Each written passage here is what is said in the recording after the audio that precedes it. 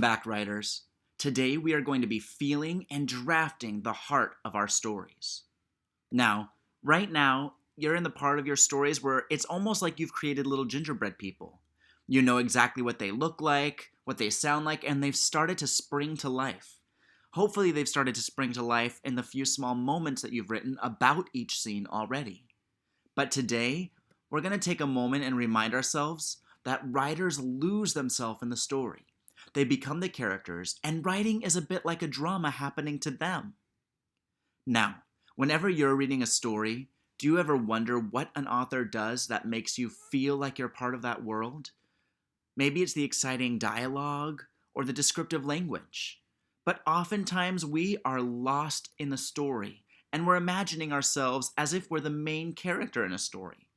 You want to do that with your own writing today. Today, I want you to think of one scene. What is your one scene where your main character learns a lesson?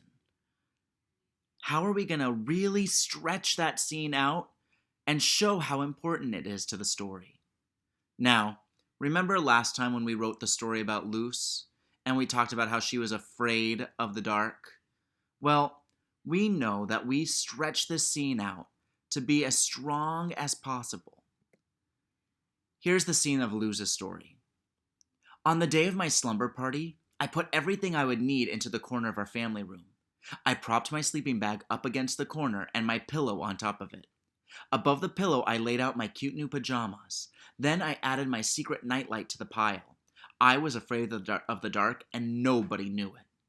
I checked all my stuff at least 3 times. I made sure my secret nightlight was pushed all the way to the bottom of my pillowcase where no one would find it. Then I walked over to the table and rearranged the napkins. Everything on the table was yellow. Yellow wasn't my favorite color, but a lot of the girls coming to the party wore yellow all the time, so I thought they'd like it, and like me. Writers, do you remember how when we wrote this, we stretched out this to show that Luz was scared about her friends finding out that she was afraid of the dark? Let's take a look at the rest of the scene. First, Marta came in. Then Joy and Tish walked in together, helping each other carry all their sleeping stuff. I helped carry things to the corner of the room where my mom and I decided we would keep the stuff until it was time to go to sleep.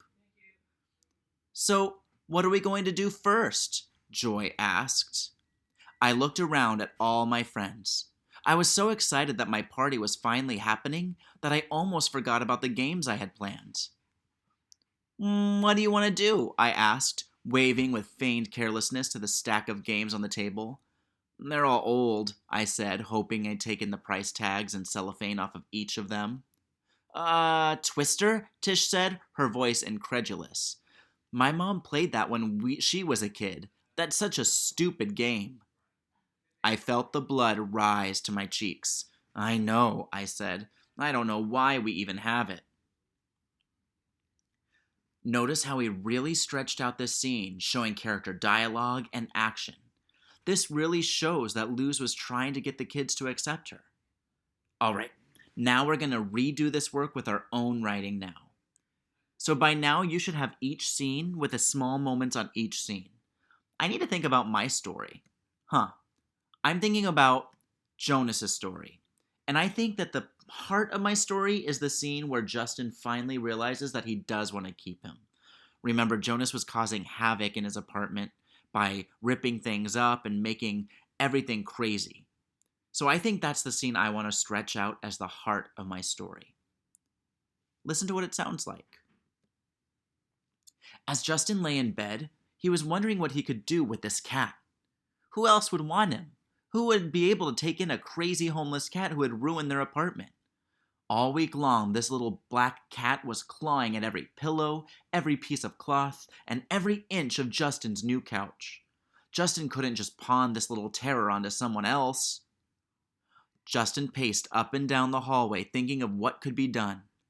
The little black ball of fur followed him up and down, back and forth, just watching him with big green eyes. Meow, the little cat said.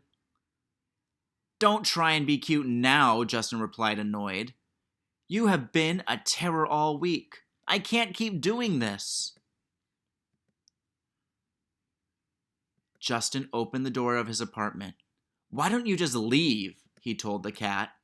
"Meow," the little black cat repeated. "I can't do this. I need sleep." Justin closed the door and returned to his room. He pulled down the sheets, then climbed into his nice warm bed.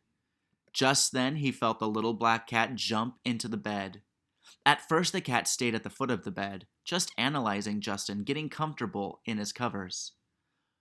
Then the little black cat slowly crept closer into the giant human about to fall asleep. Jonas was tired too, and ready for bed. Jonas let out a little yawn, purr, and then nuzzled his head into Justin's arm. Justin paused, started to pet the little cat's head, and thought to himself, well, maybe we can give it just one more chance. Writers, notice how I took a scene that was really important to the story. A scene that was going to change the main character and teach the main character a lesson.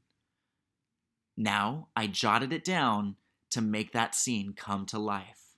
The heart of my story. Today, I want you to think about the heart of your story. How can you grow that scene out? You need to stand in the character's shoes and see through their eyes, to blush with them, to hope with them.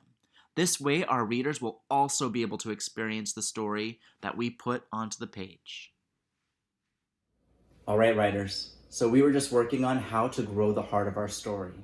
Now, remember, at this point in the writing process, you should have each scene laid out. And within each scene, you should have a little paragraph about what's going on. Remember that it should have character dialogue and action.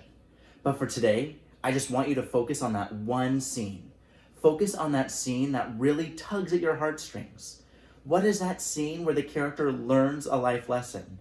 Or where something happens where it changes the story?